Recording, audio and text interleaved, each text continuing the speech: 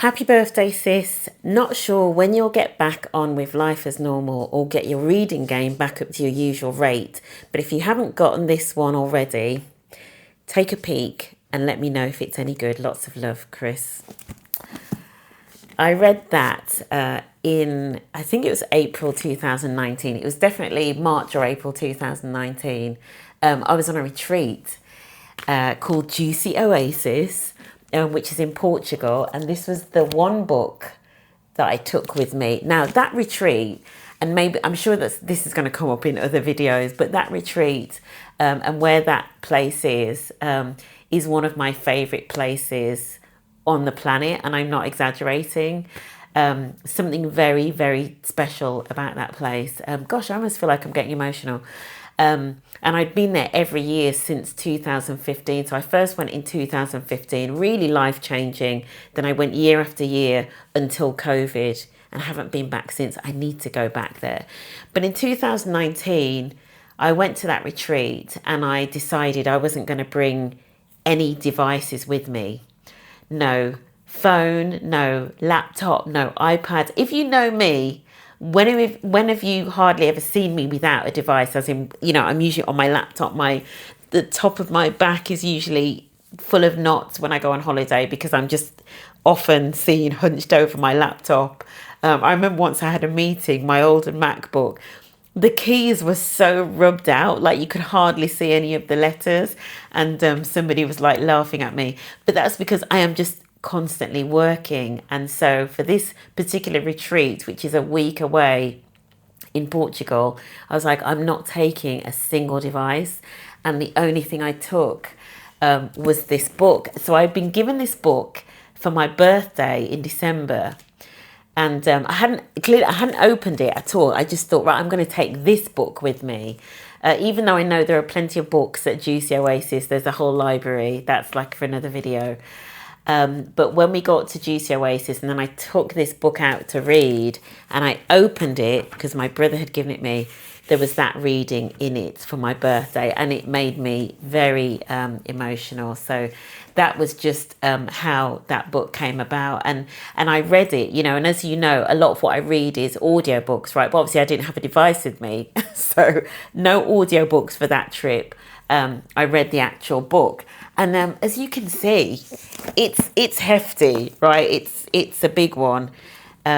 I did actually also get the audiobook afterwards because I loved it so much. I wanted to hear Michelle Obama telling the story. I'm going to do a video about that as well. The books where I've gotten both for whatever reason, the physical book and the audiobook. What struck me, and obviously, so many people will know her story, but I think the thing that struck me, which I think a lot of people probably didn't realize, certainly not when they first went into the White House, was, that she was incredibly accomplished in her own right? She was a Harvard law grad. She had this incredible firm, like in one of Chicago's top law firms. She was a high earning attorney. And also when she first met Barack, I mean, she was still like a junior sort of associate level, but when she first met Barack, she was the one that was more senior to him. He was the intern, and she was, I think, towards the end of her first year in the firm. And I just think a lot of people don't know that. And then obviously she rose through the ranks, branched out from sort of like corporate law, but was on like a big 6-figure salary job, like big jobs is what I'm saying. So I think a lot of people don't know that. And obviously a lot of people know about her humble beginnings and her family and her lovely late mother and all of that. But it's a lovely story to read. And I feel like it goes into a lot more depth than any of the interviews that you'll see. And I've watched a lot of the interviews and I've watched the Netflix documentaries about that book and about the new book as well. One of the other things that stood out for me that I wanted to draw on as well, she talks very much about the struggle of like being a working mom. That was like the struggle and the juggle is real. That was really interesting, hearing her talking about that. because I think it's something that a lot of women struggle with, and so to hear her talking about how she juggled it and the feelings of the guilt and how you're squeezing things into like lunch times and the challenge of you're trying to juggle breastfeeding when you go back to the office and all of that, she just tells all of that in just such an ordinary way. It's really lovely. The other thing that one of the lessons that I sometimes draw on, and if I've ever been into your organization and maybe done a talk where I've talked about being yourself at work, right? There's this concept called covering, which is a piece of work or a piece of research by Kenji Yoshino. He did not coin the phrase, but he talks about how covering shows up in the workplace, as in how we filter out elements of our identity that have got like negative associations with them. There's a whole rabbit hole that I'm not going to go down into today. But what's interesting, Michelle Obama in this book talks about how when she was at this Chicago law firm, Barack then joins, she's assigned as his mentor, and he asks her out, he asks her out on a date. And she said that she sort of thought that is so tacky because we're like the two only black lawyers, and now I'm going to be going out with the only black lawyer here. And I just think it's so funny, but it kind of reminded me a little bit of, there's a concept within covering where one of the axes, one of the ways that people cover sometimes is they don't really want to be associated with like the other, like the other black person, the other gay person, the other Asian person or whatever. And so it reminds me a little bit of that in a kind of humorous way, right? So that's something that I sometimes talk about. I sometimes use it as an example with organizations when I'm talking about how we cover in terms of our identity. And actually what's really interesting is sometimes, because if you know me from my work that I do in the corporate space, you know that I often work with employee networks, and sometimes individuals that are from either black networks or race and ethnicity networks, or sometimes other types of networks, LGBTQ plus, for example. Sometimes they say that senior individuals or individuals that have done quite well in the firm, that have the same lived experience, don't want to be associated with the network. And it always reminds me of the covering example of Michelle Obama. Not that there's strategies that you need if that is the case, and if you really do need them to advocate for your network, but it's just one of the examples that I use. And that's it, really. Those are some of my very brief takeaways. Obviously, it's worth reading and it's worth listening to. And it is one of the few audiobooks that I've listened to on single speed and not double speed. And I'm going to be explaining that in another video as well, where I talk about my fascination, or my addiction rather, with audiobooks. What's my big takeaway from the book?